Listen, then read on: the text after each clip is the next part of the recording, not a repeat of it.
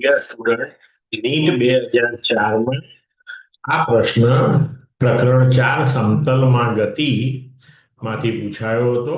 પ્રશ્ન છે, જો મેગ્નિટ્યુડ સદિશ a ક્રોસ b બરાબર √3 સદિશ a ડોટ સદિશ b હોય તો મેગ્નિટ્યુડ a પ્લસ b બરાબર શોધો.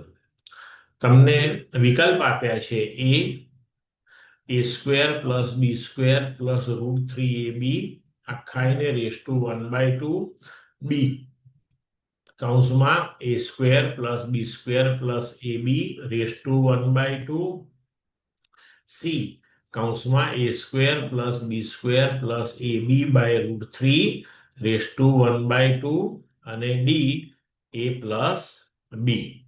હવે જોઈએ કે અહીં આપણને જે આપેલું છે પ્રશ્નની અંદર એમાં કહ્યું છે કે મેગ્નિટ્યુડ a ક્રોસ b બરાબર √3 times a dot b.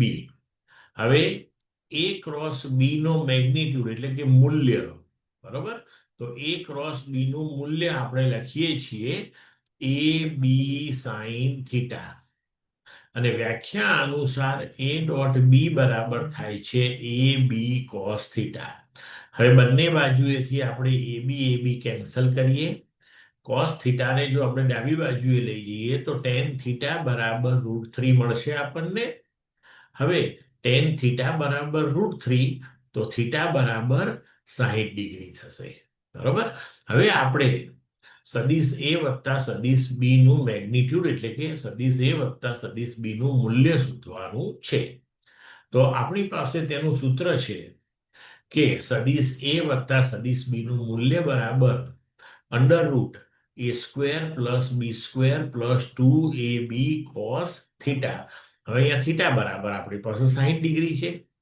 Cos 60 degree થાય 1/2 એટલે કે આ 2 અને આ કોસ 60 ડિગ્રી કેન્સલ થઈ જશે.